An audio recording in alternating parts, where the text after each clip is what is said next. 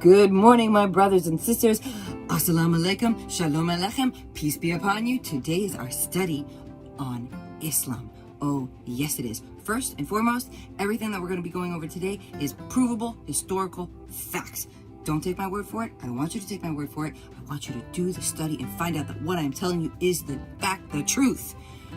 Second, if anybody gives you a book and says, this book you must live your life by, but you may never ask any questions about it, that is the moment you need to start asking questions. Oh, yes.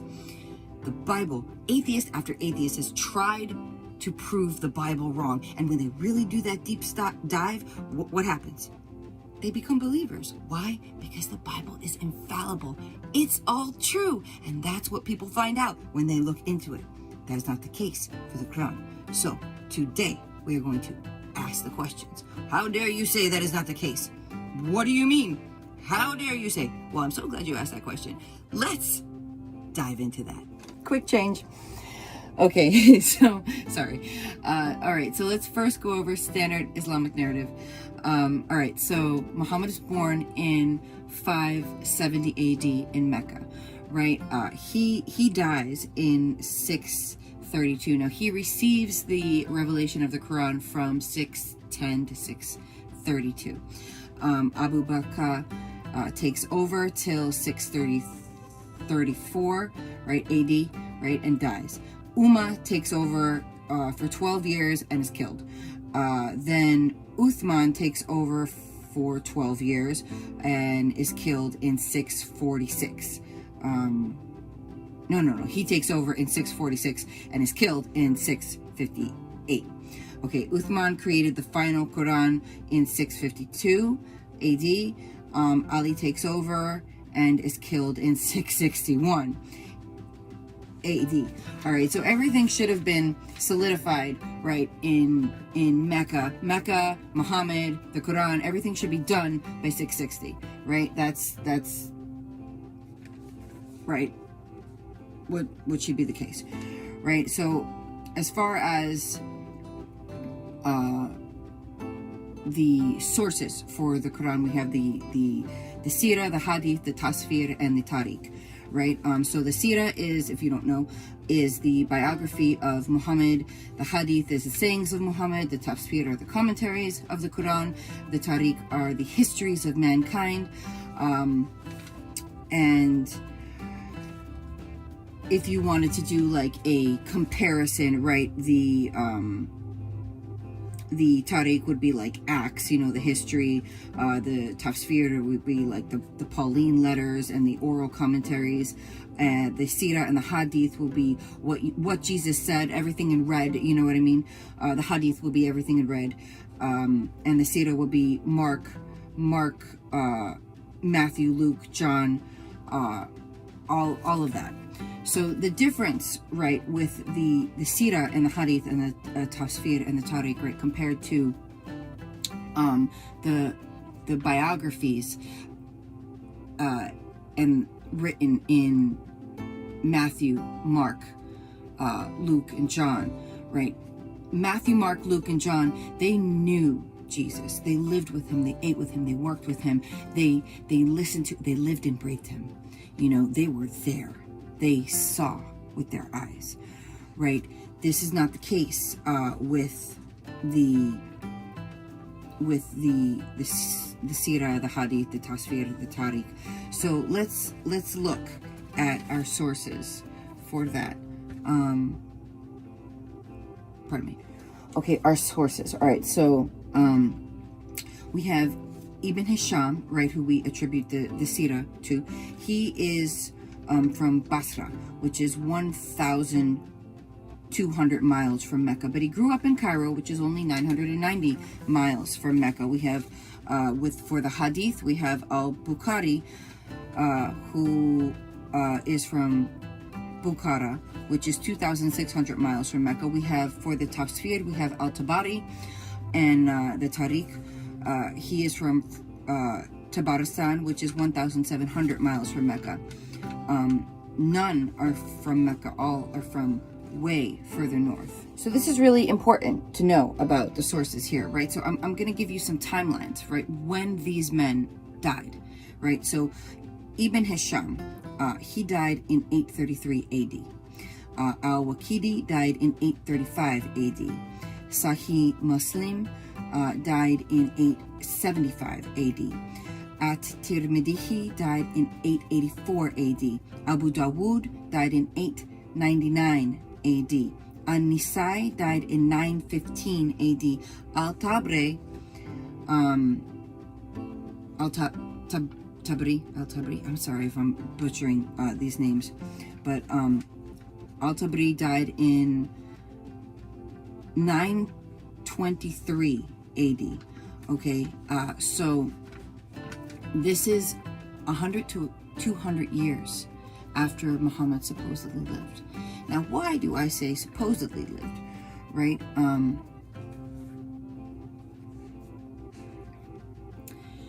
Because there's a fundamental problem with Muhammad, and that is that he was born in Mecca in 570 AD, but there is no conclusive evidence to suggest that Mecca existed in 570 AD. Now, I know, standard Islamic narrative says that it's the oldest city in the world, and that Adam and Eve lived there, and that Abraham and Sarah and Hagar and Noah lived there, and Daniel and the Sheba and Queen of Sheba and all these people were there. But the problem is there's no historical evidence to prove that Mecca existed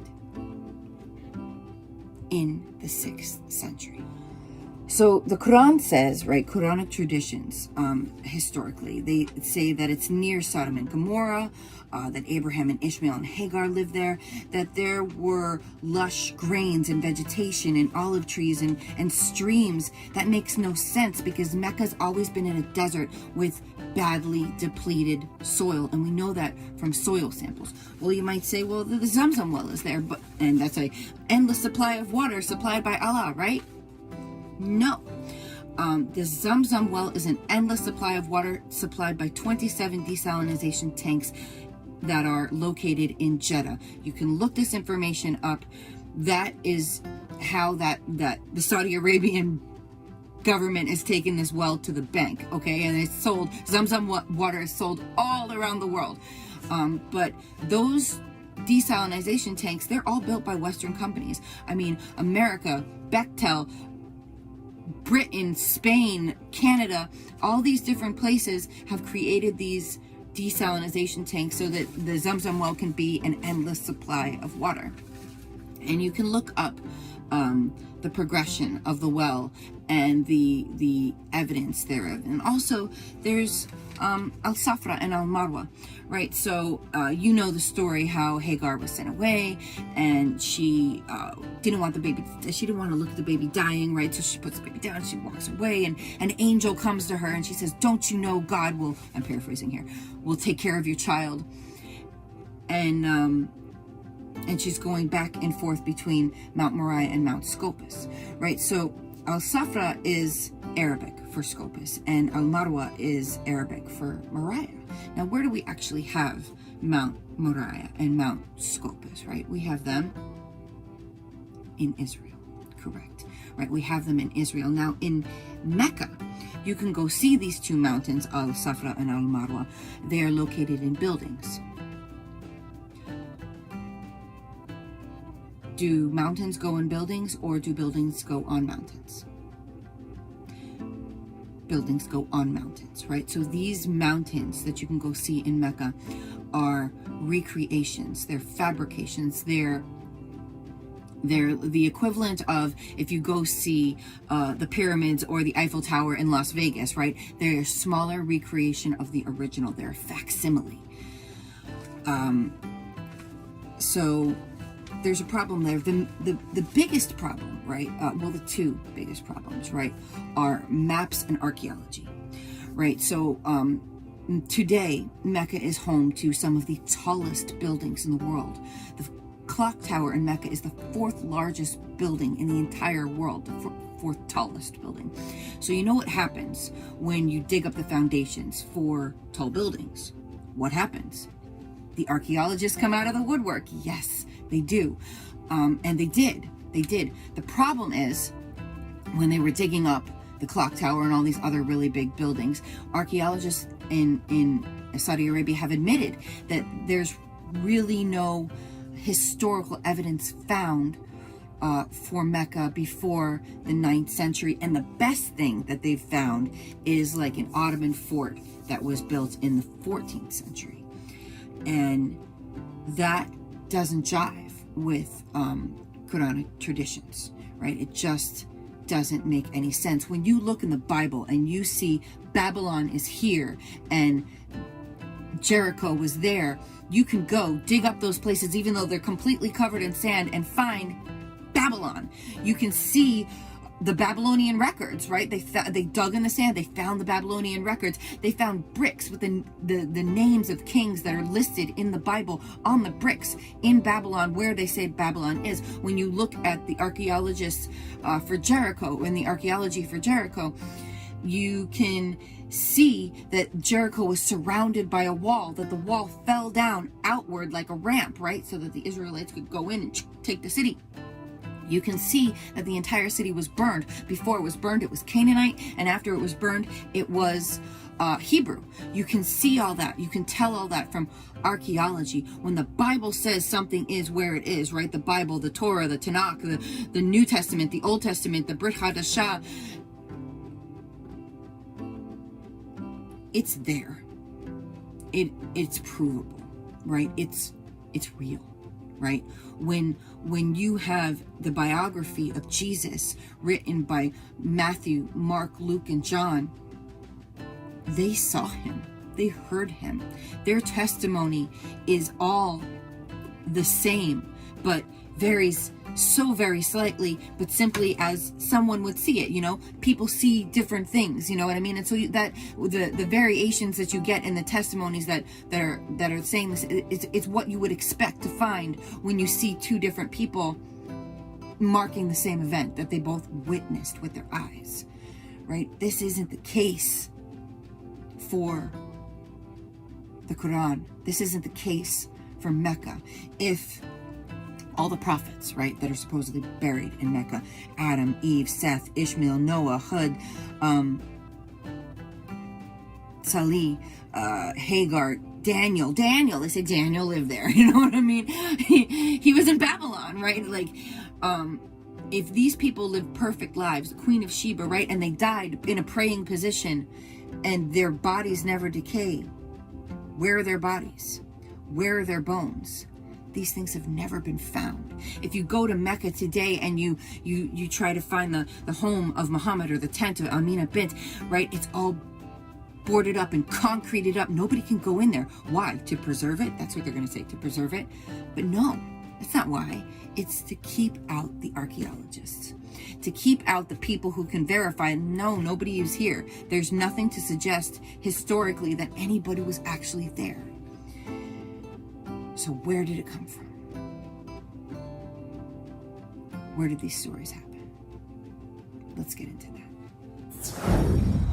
Okay, so to understand the history of how the Quran actually came about, right? Because tradition says, standard Islamic narrative says, that the Quran is unchanged and exists exactly as it does in the clay tablets in heaven. Now, first off, we know the Quran has been changed, right? And in fact, not only has been changed, there are 26 different variations of the Quran. And these are not translations, these are variations. Qurans written by different people throughout the world. And they differ, right? Now, how do we know this, that there are 26? We know this by the work of Hatun Tash. Hatun Tash was a beautiful Turkish missionary who was doing a missions trip in Northern Africa, and she goes to a bookkeeper and she says, I need a Quran to teach my students. May I have one, please? And he says to her, of course you can. Which one would you like?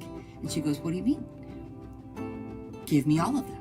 Well, now that's an oversimplification of the moment, but in reality what happened was she took this version that he gave her and she went home and compared it to her Hafs version, and she's looking at this verse and she's looking at that verse and she's like, this looks different, that looks different, and she's like, something's going on here. And so she goes to all of the different academic scholars that she knows, all the Arabic academic scholars that she knows all throughout the Middle East and all throughout the world, and she says, get me this version, get me that version, get me this version, get me that version.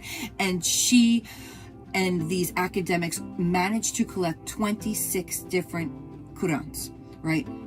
And all of them studied very diligently every single verse in these Qurans, all the Siras, and they were able to find over 93,000 variations in the texts. And these are not like words that mean the same thing for one thing. You're like sin, trespasses, forgive us our trespasses, forgive us our trespasses, forgive those who trespass against us, forgive us our sins, forgive those who sin against us, forgive us our debts, forgive us our debtors. No. Are you getting virgins in heaven, or are you getting grapes, the young and tender fruit of the vine, right? Like, those are very different meanings. Different meanings means different theologies. Different theologies is a thing. It's very important, you know? And so what had happened was, in Egypt, in Cairo, when they standardized tests, right? In 1924, they had standardized tests in Egypt, and they were getting back 30 different answers from all of these students. But the thing is, those 30 different answers were correct, because these students are made to memorize their family Qurans. And so all these answers are right, but they couldn't have this, right? So what they did was they used the Hafs version and standardized all the Qurans, and then Egypt took all the other Qurans and they threw them into the Nile River. No joke, they threw them into the Nile River. Forget the fact that there's Qurans all over the world, you know what I mean? So it worked well for them. In fact, it worked so well that in 1984 or 5, the Saudi Arabian government decided to do the same and standardize the Quran for the whole world, right? Using the Hafs version. But there are still other versions that exist, right? Like Hatun Tash found in Northern Africa. And so this poses a question, right? And a lot of questions, as you can look into that study. But how did the Quran come about? Now, to really understand this, you need to look at the caliphates and the historical evidence that we have in them. So, supposedly the first caliphate, the first Islamic caliphate, was Muawiyah. This is not true. Now, how do I know that's not true? Because, and I'll show you a picture right here, but I'm just gonna grab my trusty copy here. This is a coin, right? I don't know if this coin is owned by J. Smith, but it might be. That's Muawiyah's coin. That's Muawiyah's inscription. And over here you can see 1, 2, 3 crosses. So his coins with his inscription that says Mahmud, right? Mahmud being not a name, Muhammad, but a title, the praised one, with 3 crosses above it. That title, Mahmud, probably refers to Jesus Christ being the praised one. And since there are 3 crosses on it, that means he's a Christian. It also means he's not just any Christian, he's a Trinitarian Christian. He believes in the Father, the Son, and the Holy Ghost. Oh, yes, he does. So, what's going on here? Now, to really begin to understand what's happening, let's look at the coins for a moment, because they tell the story, and the best part of the story is really when we get to the second caliphate with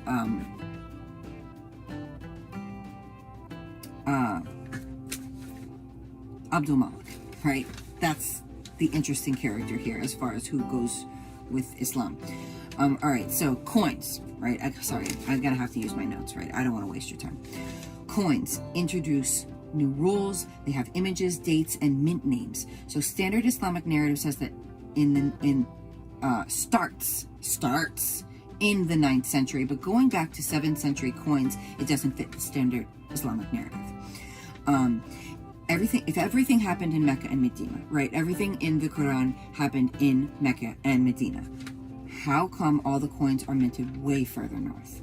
All right. So when Muhammad dies, there are coins in the 7th century. They are in Arabic, and they do talk about rulers, like Muawiyah's coin, the numismatics for the Rashidun period in 624 to 661. That's AD.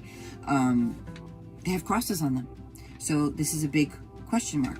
Okay, so we have the image of Muawiyah, we have an inscription, we have the word Mahmud on it. Now, is it a name or is it a title? Mahmud means the praised one. So this is most likely speaking about Jesus Christ. And the inscription, the dayaf on his coin says, Muawiyah, the servant of God and the servant of the believers. Who are those believers? Those are not believers in Muhammad. Those are believers in Christ, right? Thus the 3 crosses. Okay, so we find no reference to anyone called Muslim in the 7th century. And the other thing, right, as far as Mecca goes, right, you can't find Mecca on any maps, right? We have the work of Ptolemy. I'm going to digress for a second and go back to this. We have the work of Ptolemy. Now, Ptolemy wrote geographical books, right?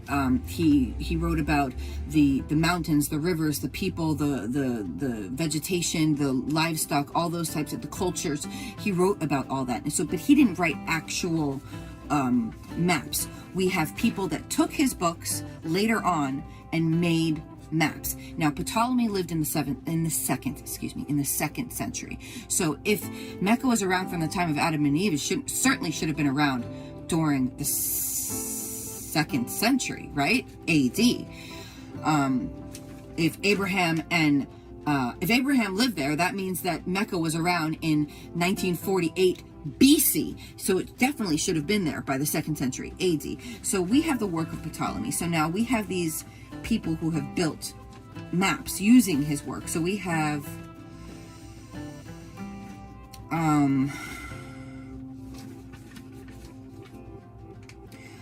a map by Linhart Hall, Holle,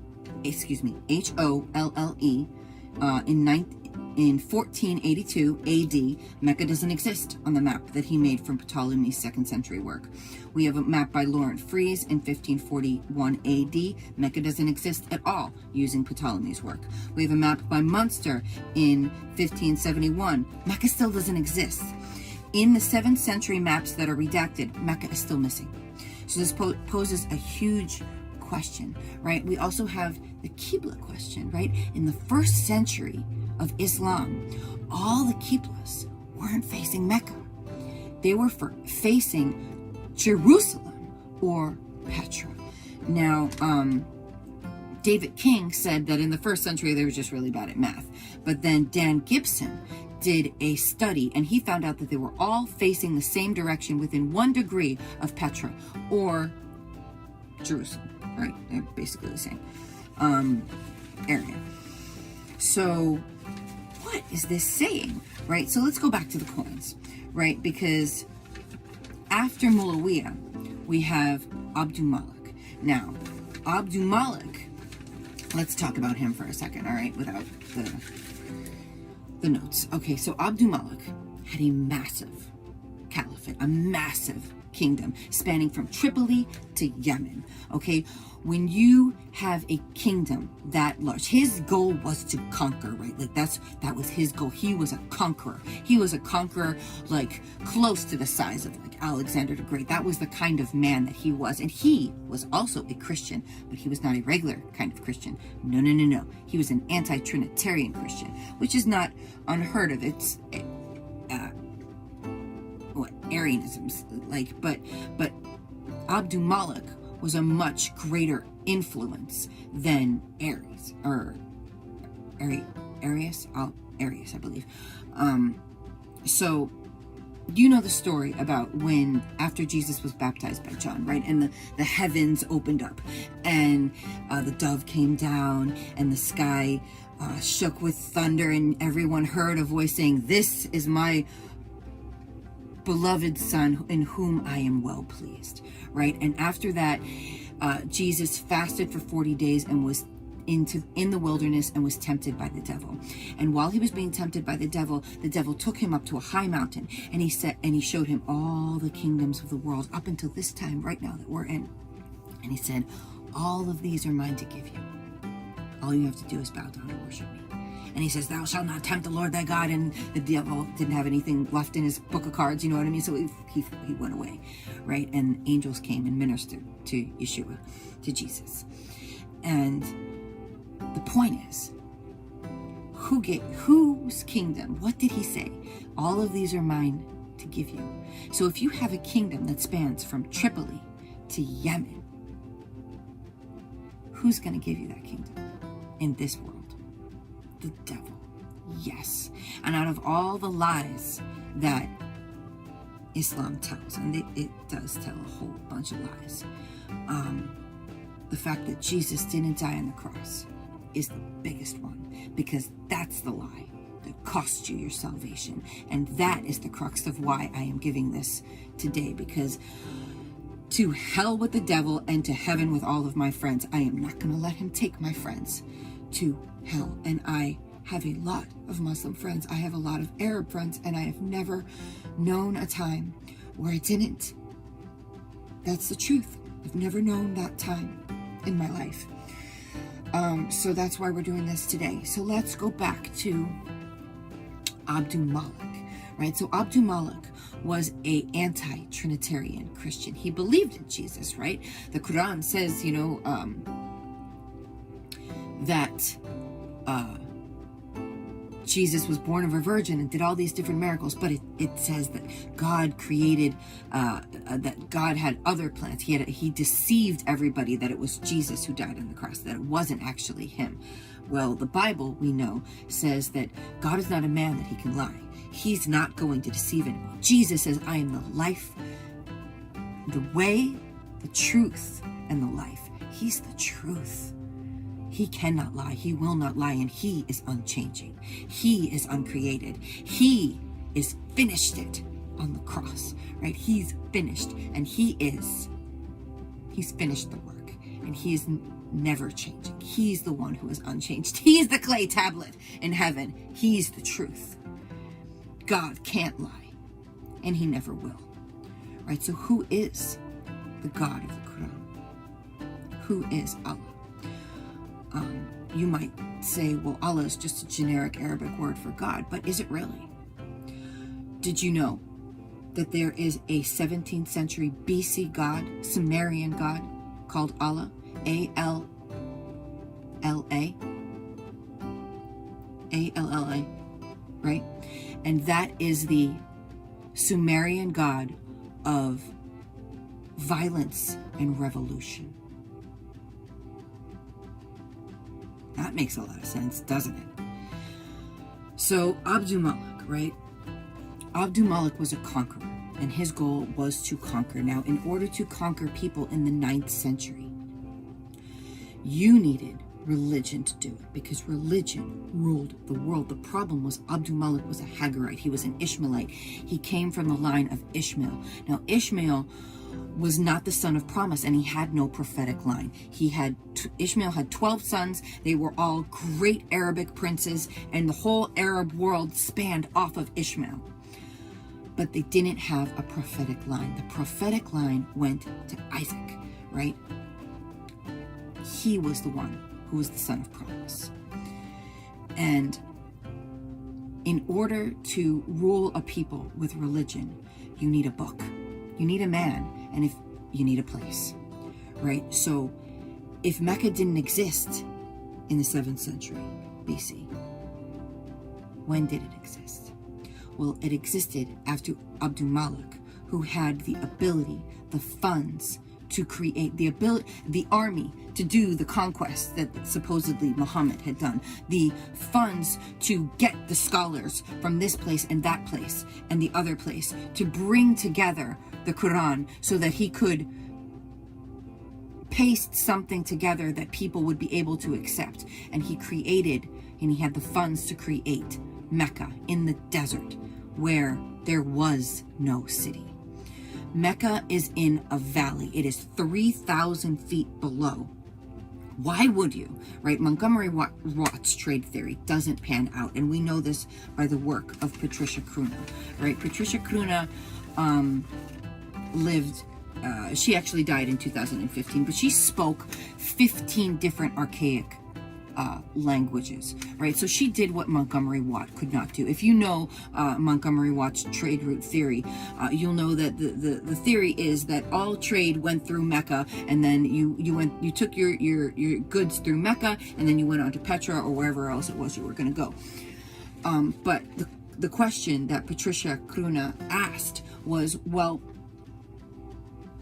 why would you take your goods and your camels in a valley down to a place where there's no water, no vegetation, and then go down 3,000 feet and then up another 3,000 feet? Your camels are famished. Why would you go by land, right, when you have to worry about marauders and all sorts of other things and feeding the camels, right, if you have a waterway? You had the Red Sea right there. So Patricia Cruna asked that question, and she did what no one else could do, which was look at the port trading documents, the Greek port trading documents. She read them, and she found that there is no mention of Mecca anywhere. So let's look at that really quick. Okay, so Patricia Cruna, C-R-O-N-E, umlaut over the O, right?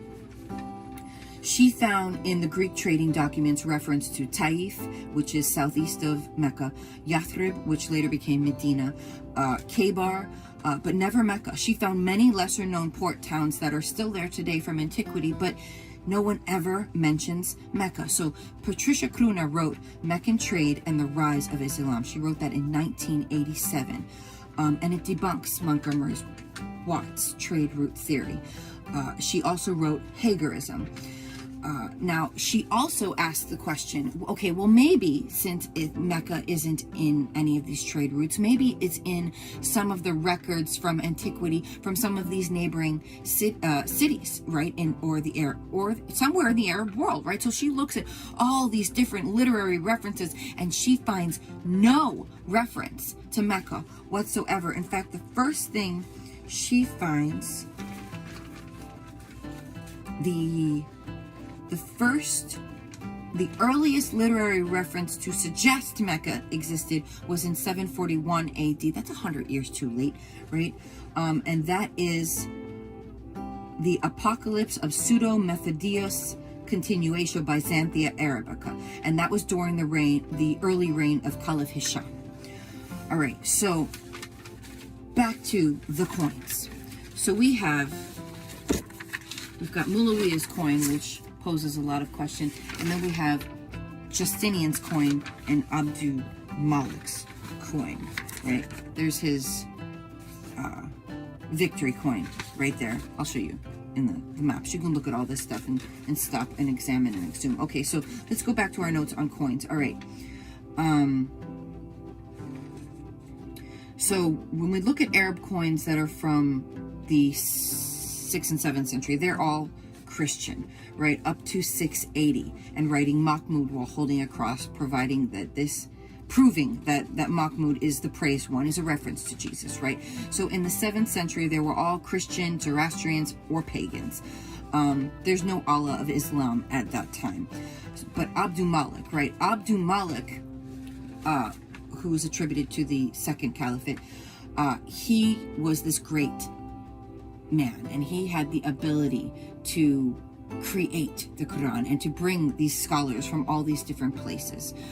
And in fact, if you look at the works in the Quran, you'll be able to see that they are from different places. I was listening to a lecture on this, and the lecturer was like, well, didn't Abraham get thrown into the oven, right? And he's like, no, that was Meshach, Shadrach, and Abednego. And I'm like, well, yeah, that was Meshach, Shadrach, and Abednego, but it was also Abraham. I remember it was also Abraham. It's right here. Maybe it's back here. Hold on. It should be right here. And then I remembered, oh, I'm a Jew. It's Midrash, right? So there's Midrash in the Quran, right? That Midrash is like ancient Jewish sages, right? The stories to add to the Torah, right? To explain the Torah. There's Midrash. There's pagan stories. The seven sisters of Ephesus, right? Which is a pagan story. 4th or 5th century pagan story is in the Quran. You have all these different things that are actually in the Quran. So Justinian, right? This is how the anti-Trinitarianism came in about. So Justinian, who is another ruler, right? Another Byzantine ruler. He demands tribute from Abdul-Malik. Abdul-Malik does not like that, right? So he introduces this coin in 691 AD. Justinian's coin, it has Hercules and its 2 sons on it, but their sons have orbs, and there's crosses on the orbs. Where's that picture that I showed you? I'll just do like that, and you can see. Okay, so Justinian, or Abdul-Malik, says, you want tribute? Fine, I'll give you tribute. So he makes a different coin, right? With Hercules and the 2 sons, but the crosses have been taken off, and the cross was mocked on the backside. So you see this like, that's the cross taken apart, right? And say not God. God is one, but say not God, say not 3, for God is one, right? And he has no son. Abdul-Malik made that mantra, not Muhammad. Abdul-Malik did. All right. So over this coin, Justinian is very offended, right? Because he's a good Christian. So Justinian II in 693 to 696, Justinian attacks Abdul-Malik and loses the battle, right? That's when we see this victory coin coming up, all right? And he adds his own image and the Shahada, either to confront or maybe claim messiahship. But we still don't see any true Islamic inscriptions for another 40 years, right? So keep in mind the importance of religion and theology in this time. If you want to dominate a people, you need to have a man, a book, and a place. 691, the cross is mocked on a coin by Abdul-Malik that introduces the Shahada. There is only one God, but God and the praised one is the messenger of God. That's in 693 AD, and he goes to war over that coin. Then in 696 AD, he makes his own coin, say not 3, for God is one, and he has no son. That's attacking Christians and the associators, right? Because they associate themselves with Jesus.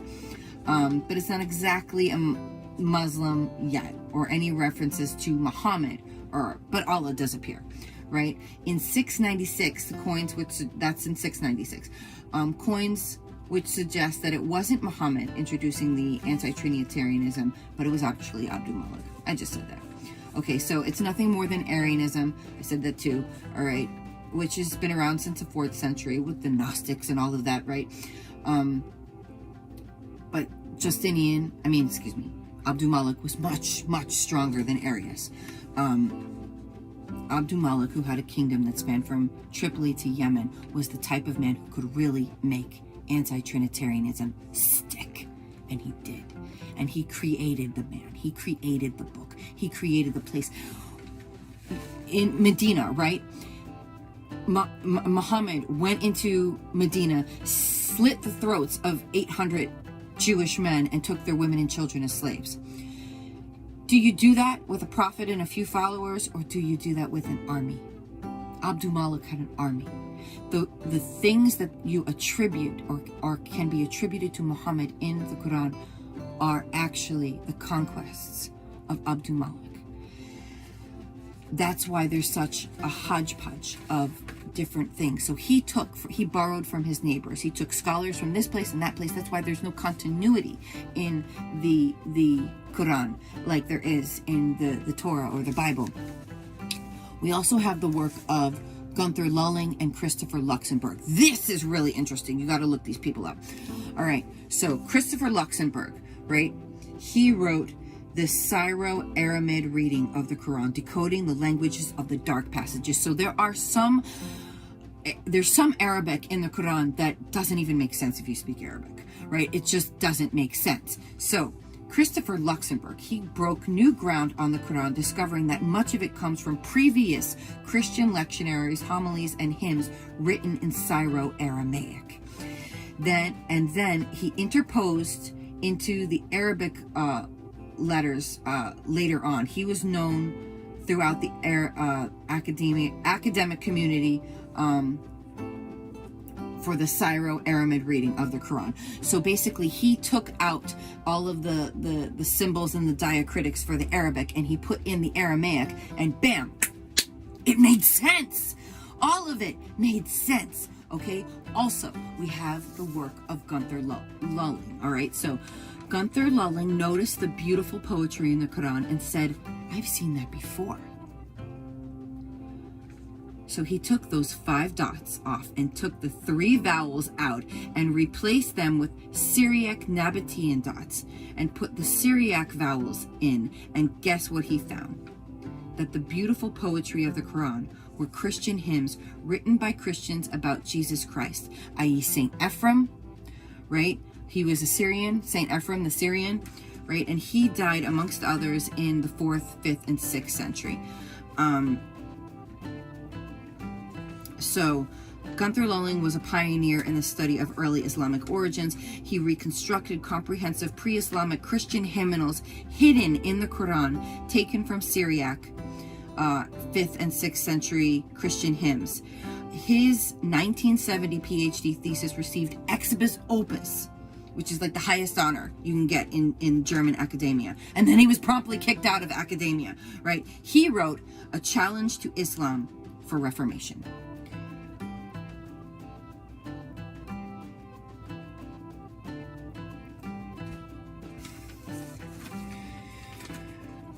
So,